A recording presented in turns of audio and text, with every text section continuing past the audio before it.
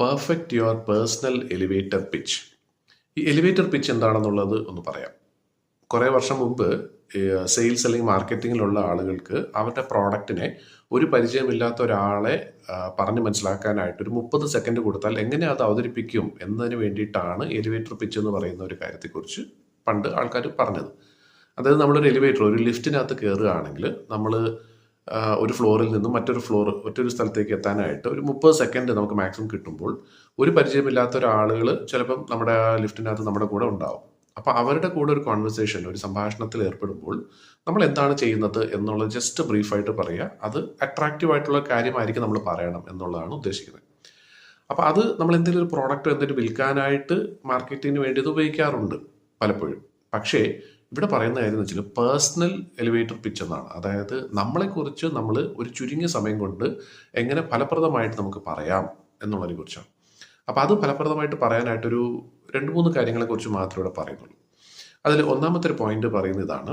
ഇപ്പം ഇത് ശരിക്കും പറഞ്ഞാൽ ഒരു ലിഫ്റ്റിൽ പോകുമ്പോൾ മാത്രമല്ല, നമ്മളൊരു സ്റ്റേജിൽ കയറി അല്ലെങ്കിൽ ഒരു ഗ്രൂപ്പിനകത്ത് ഒരു ഫംഗ്ഷൻ നമ്മൾ പോകുമ്പോൾ എന്ത് ചെയ്യുന്നു എന്ന് ചോദിക്കുമ്പോൾ നമ്മളെക്കുറിച്ച് പറയുകയാണെങ്കിൽ ഈ കാര്യങ്ങൾ നമുക്കൊന്ന് ഓർത്ത് വയ്ക്കാവുന്നതാണ്.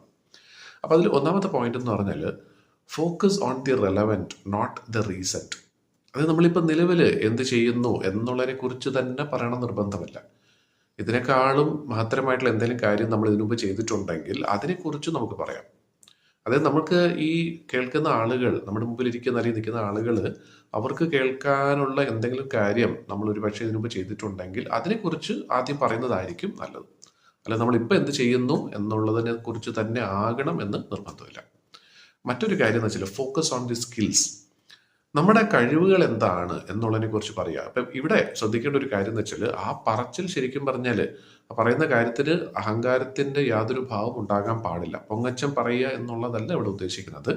നമ്മൾ എന്തെങ്കിലും ഒരു കഴിവ് നമുക്കുണ്ട്, തീർച്ചയായിട്ടും നമുക്കത് അറിയാമായിരിക്കും.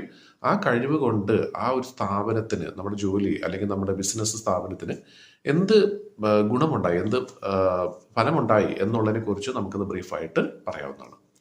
പിന്നെ മറ്റൊരു കാര്യം എന്ന് വെച്ചാൽ കണക്ട് ദി ഡോട്ട്സ് എന്ന് പറയുന്നുണ്ട്, മൂന്നാമത്തെ ഒരു പോയിന്റ്. ഈ ഡോട്ട് കണക്ട് ചെയ്യാൻ ഉദ്ദേശിക്കുന്നത് വേറൊന്നുമല്ല, ഒരാൾ നമ്മളോട് എന്തെങ്കിലും ചോദിക്കുമ്പോൾ ഞാൻ ഇന്ന സ്ഥലത്താണ്, ഇത്രയും പ്രായമായി, അങ്ങനെയുള്ള കാര്യങ്ങളെക്കുറിച്ച് നമ്മൾ പറഞ്ഞ് സമയം കളയുന്നതിന് പകരം നമ്മൾ എന്താണ് ചെയ്തത്, അല്ലെങ്കിൽ ഈ ജീവിതത്തിൽ നമ്മൾ എന്തൊക്കെ ഒരുപാട് കാര്യങ്ങൾ ഒരുപക്ഷെ നമ്മൾ ചെയ്തിട്ടുണ്ടാവും, അതിനെ വളരെ രസകരമായിട്ടുള്ള ഒരു കഥയാക്കി അല്ലെങ്കിൽ ഒരു കഥ പോലെ നമുക്ക് പറയാൻ സാധിക്കുമെങ്കിൽ തീർച്ചയായിട്ടും കേൾക്കുന്നവർക്ക് ബോറടിക്കാതെ നമ്മളോട് സംസാരിക്കാനായിട്ട് തോന്നിയേക്കാം.